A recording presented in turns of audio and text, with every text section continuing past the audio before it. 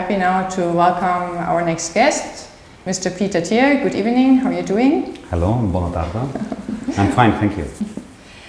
You're the head of corporate communication of Austrian Airlines, which is the biggest carrier in Austria with up to 130 destinations. That's right. I guess Barcelona is one of the destinations. It used to be, but because of Corona we had to postpone our restart, but we're going to be back next year. When are you going to be back? You don't know for sure? March, April, depending on the development. But we, of course, we love Barcelona.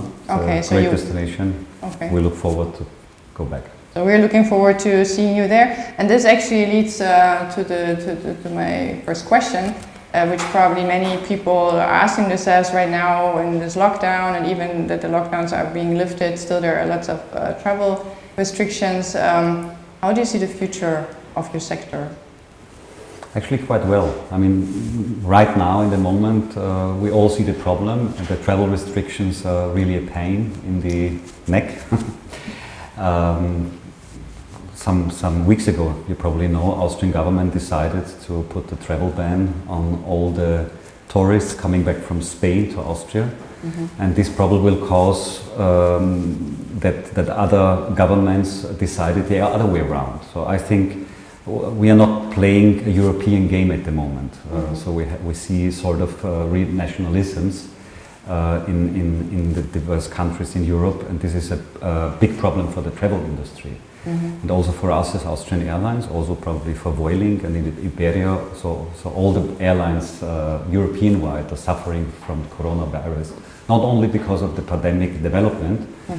but especially because of the difficulty of the diverse travel restrictions the governments put in place. Mm-hmm. Because the people don't know where to fly to, or where they are allowed to fly to. They want to fly, but they don't know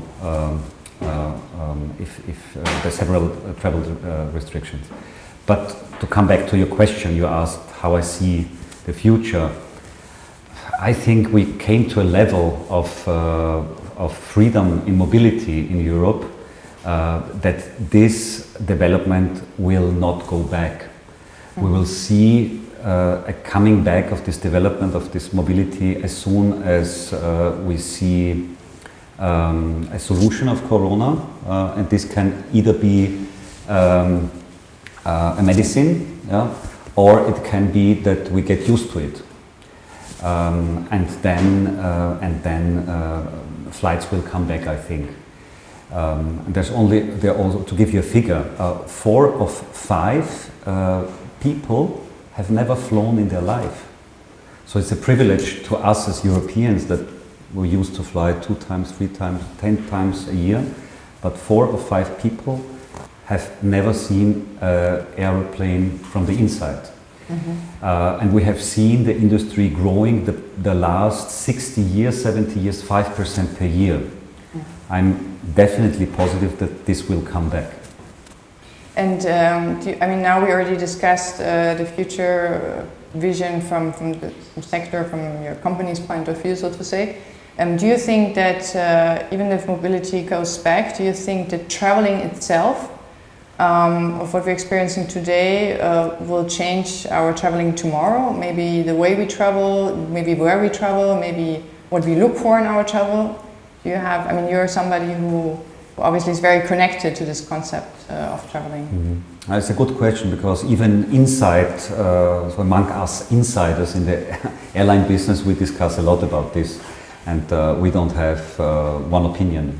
We have very. So your opinion? My personal opinion is that the expectation of change is bigger than the change will be. Mm-hmm. So I think it's going to be more complicated. We will not only see the security restrictions in the airport, we will in the future see also some restriction because of the pandemic, whether it will be masks or the measurement of fever and such things. And probably the airlines will change their service, they will adapt their service.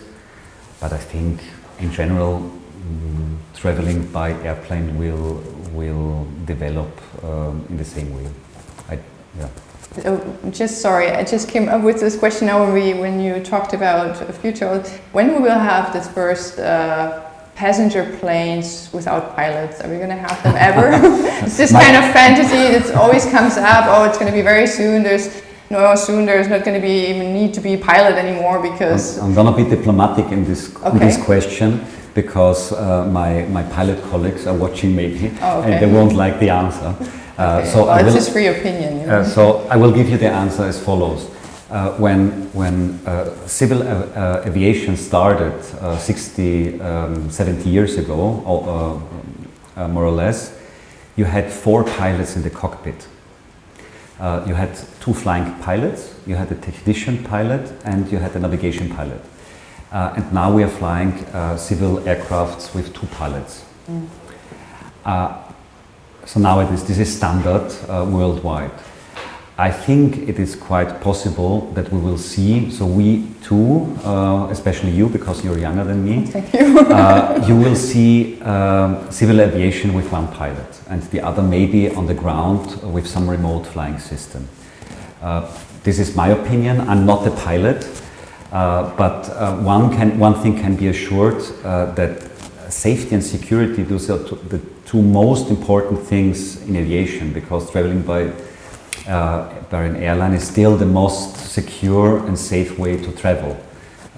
So this stays to be priority. So we have to come to a technological innovation to come to this point. But as far as I know, Boeing, Airbus, so the big producers of airplanes are already trying to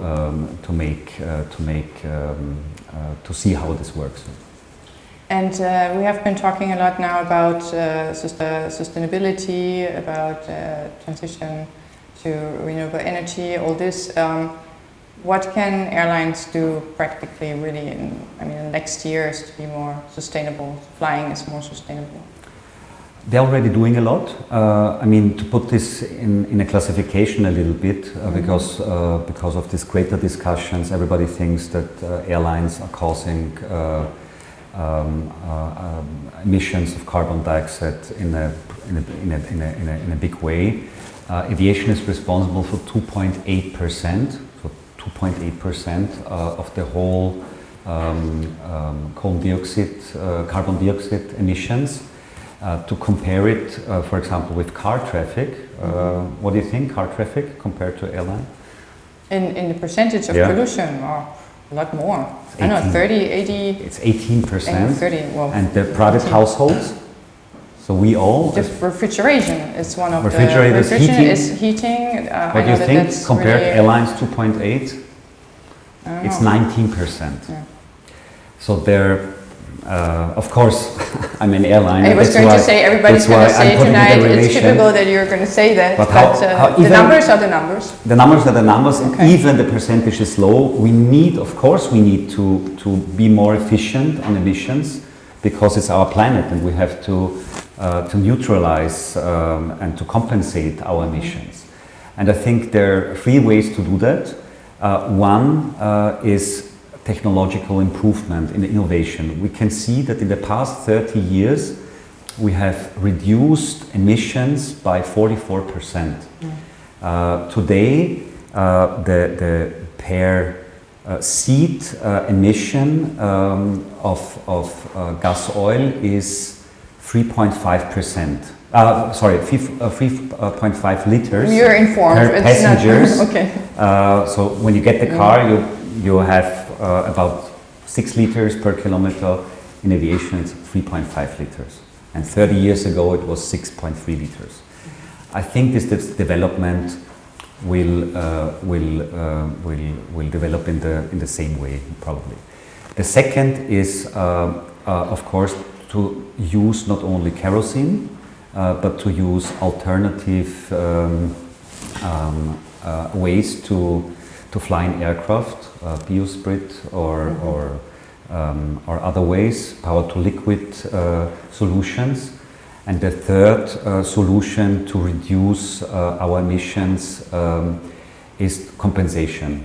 So to plant forests, to plant trees and things like that, because we know it's the easiest way. If you plant trees, the trees need the carbon dioxide. This is the thing we exhaust with our airlines. This is the easiest way. And these are the three pillars of reducing our emissions, and we are onto it. The whole industry has committed themselves to be, from this year on, carbon dioxide neutral, and to halve it, the whole emissions worldwide until 2050. So we have put clear targets, and we're onto it. One last question that we're asking everyone in this whole discussion.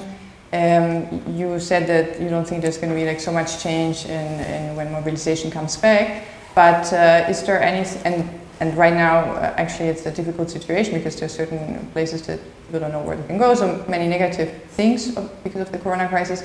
What is a positive? Did you see any positive aspect of the crisis? Is it changing something in a positive way? Or maybe they're not. Maybe you don't see them in your sector, but maybe there's something that you think. Definitely, there's a positive thing. We are aware now of the things, of the freedom we had. I think it's positive. And as you mentioned, digitalization. Of course, everybody thinks we're doing everything digital, but to say it clear, I would love to have this discussion with a lot of people here. Yeah. We were trying to do it digital. Looking into my eyes, touching themselves and feeling each other. And that's the main reason I think that traveling will come back, because we are human beings and we don't want to talk to each other via a video camera. It's nice, and we have, of course, advantages seen from that, but I think the whole thing will come back. And I'm very aware of the privilege that we had before Corona to travel to Barcelona without any problems, to use the same currency, to talk to the people among Europeans. And I'm very keen and very positive that this will come back soon. Well, thank you very much for this positive final note on this conversation. So thank you very much for coming in today, Mr. Thier. It was an honor and privilege to have you here in our delegation.